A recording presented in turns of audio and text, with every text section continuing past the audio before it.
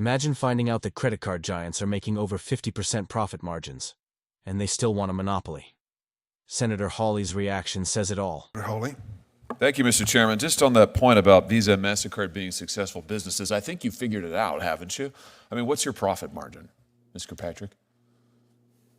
It's circa 50%. Mr. Sheedy? Slightly higher. It's higher than 50% profit margin? Slightly higher than MasterCard, yes. Yeah, that's incredible. 50% profit margin. I mean, that's absolutely unbelievable. What's the answer to the Walmart question, by the way, that Senator Welch posed to you? What's Walmart's interchange fee that you negotiate with them? I don't have it with me today. You don't have any idea whatsoever? Is it higher or lower than 2.5%? Walmart negotiates their rates based on the business that they do with us. Meaning they're big, they're really big, they're gigantic, so they get a better deal than Mr. Callahan or most small businesses in Missouri. Is that what you're telling me? Yeah, Senator, we have volume discounts that we offer to some merchants. I suspect Walmart is one of them. And I don't believe that it's commercially unreasonable to get an arrangement where in exchange for more volume, a merchant can qualify for lower rates? Well, I'm sure it's not commercially unreasonable for Walmart, or certainly it's in their financial interest and in yours, but I doubt it's in Mr. Callahan's financial interest. And my question to you, Mr. Callahan, is when you've got Walmart and other major competitors getting charged much less than you are, why in the world would you stick with these guys? I mean, why is it that small businesses continue to use Visa and MasterCard when you're getting charged so much more? It's in my opinion, it's a matter of convenience for the customer, and customers matter to our business. Maybe is it because that Visa and MasterCard are effectively monopolies? They control 80% of the market? Certainly part of the 80% of the market? I'm just having a hard time understanding, Mr. Sheedy and Ms. Kirkpatrick, you have a business model, you're making over 50% profit margin. You are able to give the shaft to small businesses. Estimated cost to Missouri businesses from these fees is $1.5 billion. That's with a B, billion dollars a year. Why aren't all of these businesses running away from this model? Because they don't have a choice, because you control so much of the market. This is classic monopolistic behavior, and yet your testimony here today is you don't want any competition. You have 80% of the market, but you don't want any more competition. I'm having a hard time finding that position defensible, let alone sympathetic. I mean, it's unbelievable the amount of money that you're making. It's unbelievable what you're charging small businesses and consumers, and yet your testimony is, please, we can't possibly have any competition. I mean, let's talk about what you're doing to consumers who hold your cards. Last year, as I understand it, there were 726 million Visa and MasterCard credit cards issued in the United States. That's about 2 for every 1 person in the United States of America. Do either of you know how much debt is owed on your networks, Ms. Kirkpatrick? We're not the bank, so we don't have visibility into that information. We also don't generate revenue from interchange. Oh, okay, you have no idea. Mr. Sheedy, do you know? I don't know. Well, let me help you out.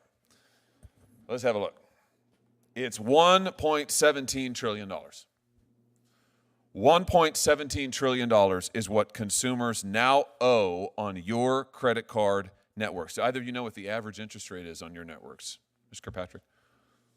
Oh, Senator, we're not the bank. We don't set the interchange. I know, we don't set the rates. You benefit from it, and you know. Do you know what it is? This is your business model. We don't collect revenue from interest Sheedy, rates. Do you know? I don't, Senator. I mean, do either of you read the newspaper? Forbes magazine just estimated last week that the average credit card APR in your networks is 28.75%. Average. 29%, let's call it. 29%. It's nearly doubled in the last 4 years. That is astounding, absolutely astounding. And you just testified a second ago that you've got more than 50% profit margin, and yet your testimony here today is you can't possibly survive if there's any competition. How can that be true? How can that be true? You've got debt like we've never seen before in American history. Your profit margins are as high or higher than they've ever been. You have 80% of the relevant market in the credit card interchange fees that we're talking about, and yet you couldn't survive if there's any competition? What am I missing? That's not a rhetorical question. How is it that you can't do any better? Senator, we like competition very much. As my colleague from MasterCard mentioned, we don't loan money to consumers. That's the job of the banks. I will say, as it relates to small business, we care very much. And the pandemic was difficult on small business more than anyone. In 2022, we lowered rates for 90% of small businesses in the United States. I also think that many of the security and the digital features that have been put in the network help small businesses. Wait a minute, but wait a minute. My time is almost expired. I don't mean to interrupt you. I'm sorry to interrupt you. But hold on just a second. You've increased the swipe fees consistently in the last few years. You've raised them, even as your network has expanded, even as your profit margins have gone up. You've raised the swipe fees. And in terms of competition, you are paying competitors not to enter the market.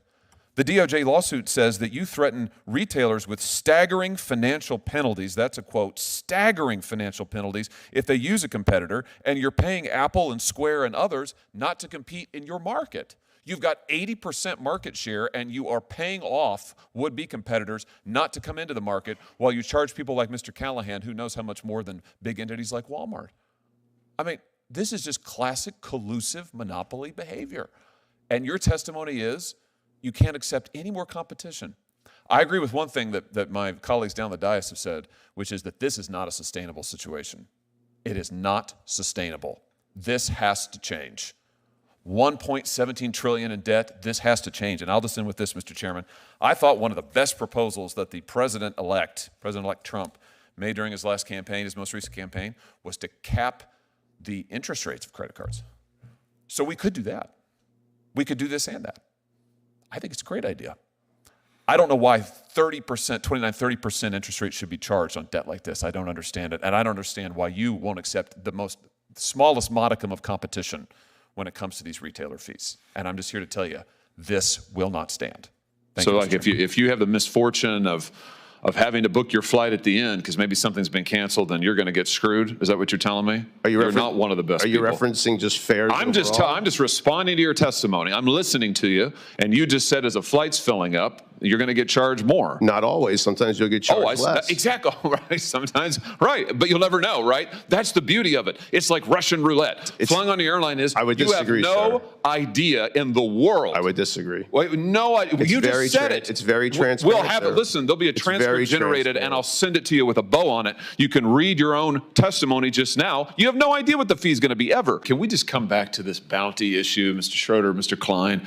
Because I have to say I didn't understand your answers. I thought you said to the chairman earlier that you did say in your opening statement that there was a lot of misinformation about this out there, Mr. Schroeder, and I thought you said, Mr. Klein, that you don't charge bounties. So can we just clear this up once and for all? We're all here, we're all under oath. So, Mr. Schroeder, let's start with you. Do you charge a bounty? Do you pay employees bounties on carry-on bags to identify them?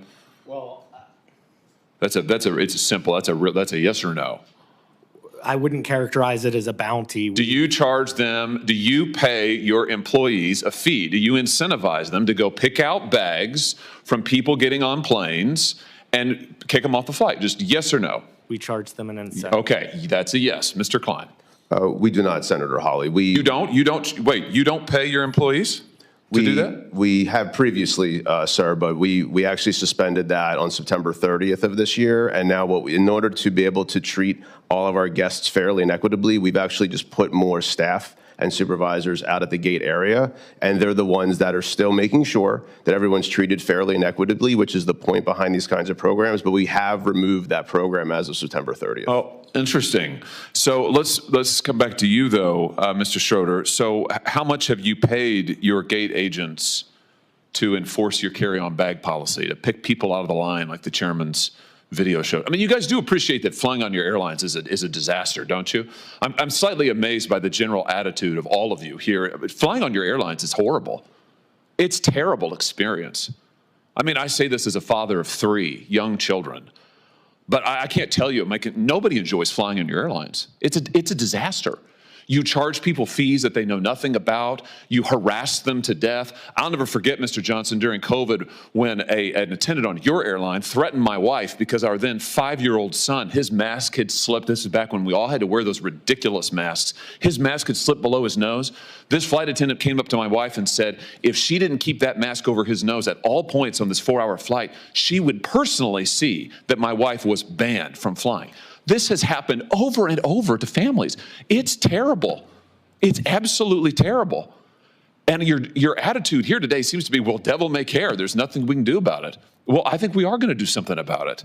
So how much have you paid people to pull out customers who are in line with a bag that's 2 centimeters too big, Mr. Schroeder? Well, we recognize this is a hard job, and so therefore we incentivize them to do that. How much? It's $10 per bag. Wow, $10 per bag. And I think, Mr. Klein, you and Mr. Schroeder, your airlines cumulatively have spent $26 million paying gate agents between 2022 and 2023 to catch passengers whose bags are a little bit too big. $26 million. I mean, if people want to know why it's such a terrible experience to fly, this is news for them today. Your airlines are paying millions of dollars to your employees to harass people who've already paid. They're there in line because they've already paid. It's unbelievable. By the way, let me just ask you this while I have you here. Why is it that you charge different people different fees for carry-on bags? Why is that, Mr. Klein? Why isn't it just a flat fee? Why is it that I might get charged one fee, but my wife might get charged a different fee? Why is that? So overall, our job is to generate the most revenue we can so we can be profitable as an airline. If we're not profitable, well, actually we have costs, and there's costs out there, and we have to make sure that we're above the cost line in order to make sure that we can run a profitable entity. Yeah, and be able I got it. No, I got it. I got it. And money's the answer. So last year, your carry-on bag fees ranged between $15 and $99. That's extraordinary. One person might pay 15, somebody else might pay 99. How do you determine it? Is it based on personal characteristics? It's you charge never women more? It's never based on personal characteristics. You charge minors more? We do not, sir. What, just people who are suckers? I mean, how do you do it? Well, there is a cost to carry any kind of bag. Yeah, but why do you charge some people more? I understand the cost, and you made clear money's your bottom line. I get that, but why is it that you're charging some people what, triple, quadruple the amount? Well, the length of the flight should matter in this as well. So yeah, but that's not the data. The data shows is we're talking about the same people on the same flight might get charged radically different prices for a one carry-on bag. You do the same thing for check bags. Why is that? Right. So just for the record, the $99 charge has been reduced to $79 as a maximum. And what ends up happening here is we want to make sure that we can get the best price to the best people at the right time. The best people? Who would they be? Sorry, let me rephrase. The right price. Are those the people who, what? I mean, no, explain it to me. I'm interested. Who are the best people? Well, that was the misstatement, sir. What we're trying to do is get the right price at the right time. And what that also means is making sure that if someone's on a flight that's now filling up, and we have a lot of, as we talked about, unbundled pricing. And they get screwed? So like if you have the misfortune of having to book your flight at the end because maybe something's been canceled, then you're going to get screwed? Is that what you're telling me? You're not one of the best people. Are you referencing just fares I'm just responding to your testimony. I'm listening to you, and you just said as a flight's filling up, you're going to get charged more. Not always. Sometimes you'll get charged less. Exactly. Right. Sometimes. Right. But you'll never know, right? That's the beauty of it. It's like Russian roulette. Flying on the airline is, I would disagree, you have no idea in the world. I would disagree. Wait, no idea. You just said it. It's very transparent. We'll have it. Listen, there'll be a transcript generated, and I'll send it to you with a bow on it. You can read your own testimony just now. You have no idea what the fee is going to be ever. Mr. Schroeder, what about you? Your airline charges, sometimes it's $0 for a bag checked. Sometimes it's $99 for a bag checked. On a that's carry-on. Carry-on. For check bag, it could go from $0 to $138. Who knows what it's going to be? Why do you vary it so much? Is that fair to the consumer?